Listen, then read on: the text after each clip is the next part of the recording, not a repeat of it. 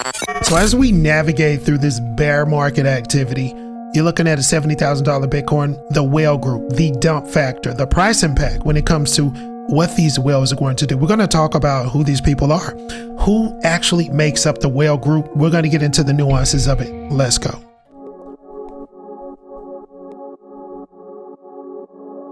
Welcome to the Altcoin Hour, your weekly alpha. Yeah, we breaking down the charts, flipping bags, playing smart, from the dips to the moon shots, connecting all the dots. Let's get it. Altcoin Hour.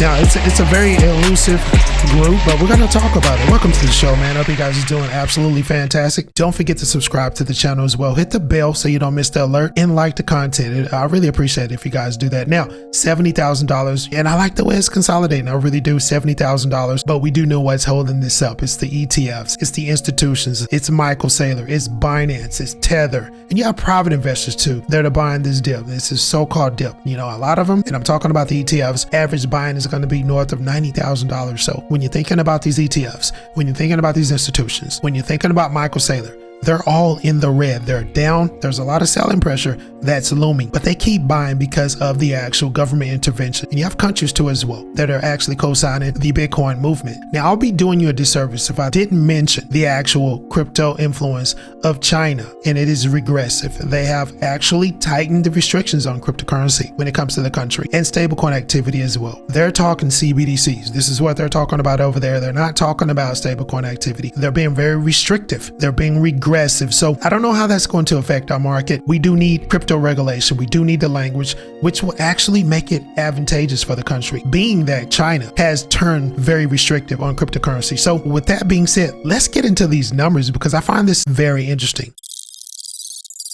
So when you really look at these numbers, because we're going to get into it, and we're talking about a cap of 21 million when it comes to BTC. The holdership is roughly 20%, 20+% when it comes to these particular 5 conglomerates. Now, we're talking about exchanges. We're talking about US government holdings. Binance is one of the largest ones when it comes to the exchanges, well over 400,000 BTC, wrapped into a lot of cold wallets, things of that nature. MicroStrategies, 715,000 BTC. Guys, this is a public company. You know what I'm talking about. It's very shaky. They're saying they're not going to sell until 5K. That's a bunch of BS. They're going to sell way before 5K. If this market gets to the point to where Bitcoin is dumping that quickly to where the rug is pulled essentially and it goes to 5K, they're going to sell probably at $68,000. Now, mind you, their buy point was around $95,000. So MicroStrategy is in the red. These bear market impacts when it comes to these large whales, this particular group here, it's pretty significant. Now, the whale group essentially made up of corporate entities, not just OGs, guys. We're talking ETF institutions as well, exchanges like Binance, the largest ones. All of the governments across the world are actually hoarding Bitcoin as well, including Russia, including China. I know they restricted a lot of crypto activity recently,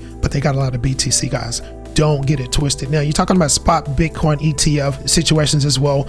Collectively, they hold the most liquidity. We're talking about the institutions. Now, when it comes to the Satoshi wallet, 1.1 million BTC that's in that wallet and counting. No selling, is dormant. Hopefully that thing doesn't wake up and dump on us because it's a wrap. It's done if that happens. But let's go ahead and get into the top 5. You have the ETF situation. Now, the largest ones are going to be Grayscale and BlackRock, with Grayscale registering the most outflow historically ever since the conception of these, since they hit the ground, right?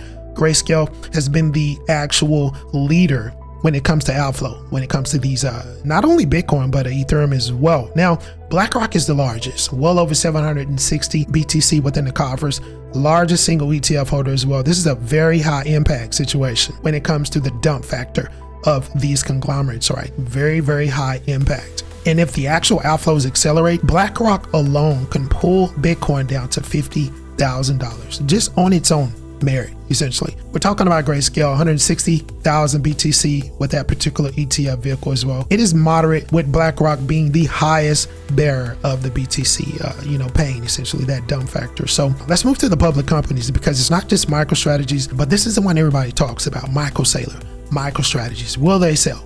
Will they reach their threshold? CEO says the threshold is 5K. That's BS. They hold over 750K I'm talking about 750,000 Bitcoins, BTC. This is within the infrastructure of MicroStrategies. This is a high factor here, very high factor when it comes to the dump factor of Bitcoin during very extreme bear market activities. Everybody's watching MicroStrategies. No one's really paying attention to the ETFs because I think the ETFs are going to be disciplined. I disagree with that notion, and I'll go into that in tomorrow's live. This is the one that's going to break the camel's back. It's going to be the actual major outflow that's going to be seen in the ETF vehicles because they're in the red. They are in the red. MicroStrategies is in the red, but I think Michael Saylor's threshold, I think they're going to have more tolerance when it comes to these ETF vehicles. I don't think so, but that's just my take. Now, number 3, Binance, well over 400,000 BTC. This is a moderate impact when it comes to bear market activities, but they do have a dump factor. They just keep buying Bitcoin. I don't know if you guys noticed, but they've bought a substantial amount of Bitcoin. This could turn very, very bad. This can actually be a reverse situation, especially if the mass exodus continues, because a lot of people are trying to move away from Binance. So when it gets to the point to where it's critical, all the Bitcoin that they have bought, they're going to sell it in order to remain solvent. So with that being said, they're holding like 400,000 plus BTC. So the risk factor is moderate, but I believe it's going to move into the high range very, very soon, especially when we get into the fourth quarter of this year. So US government is going to round up the number 4 spot, 200,000 Bitcoin within the coffers. These were government seizures and, reserve notions that have been moved to form the strategic reserve. Now, this is a moderate situation because it's unlikely that the US government is going to sell this Bitcoin, but who knows when it comes to war, when it comes to needing money for the war effort, let's say if it, and God forbid it pops off, I think they probably will sell this Bitcoin. But as we know, these are strategic reserves, so it's not here to sell. We did get an executive order from Trump to actually bolster this and move this up north of 200,000. And there's some new avenues to actually purchase Bitcoin, not directly but indirectly, so we can grow this strategic reserve. So this one being number 4, it is a moderate, impact when it comes to bear market activities, the dump factor, but I don't think this is going to be a problem. Now, number 5, this is what worries me. The exchanges that actually hold massive amounts of Bitcoin. We talked about Binance. These are very shaky situations because we don't have any actual clarity when it comes to language. We don't know what the Clarity Act is going to look like. We don't know what the market structure bill is going to entail because there's a lot of incompetence going on in Congress when it comes to these particular notions. But with that being said, you have Robinhood, Bitfinex together. 140,000 plus is going to be with your Robinhood situation. Bitfinex 130,000. So, and we're just talking about these two. Kraken, Crypto.com, they have their own reserves as well. They buy Bitcoin. They just don't post this actual information like these top 3 essentially. But this is a lot of Bitcoin. Now we're talking about well over 1.4 million, but just the actual institutional ETF funds. Now you factor in the actual buyership of all of these.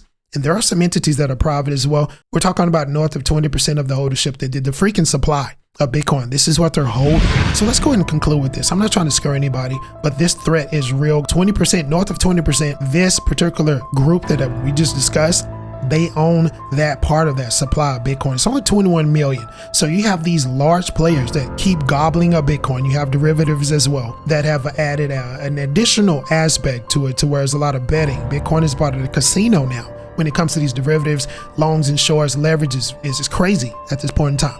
It adds to the fire as well. There's more jet fuel for that fire. And then, like I told you, the top 5, they hold over 20%. And I'm talking about collectively, with 1.4 million being in the actual coffers of the institutions. We're talking ETF. So is this a problem? Let me know, and we'll catch you on the next video.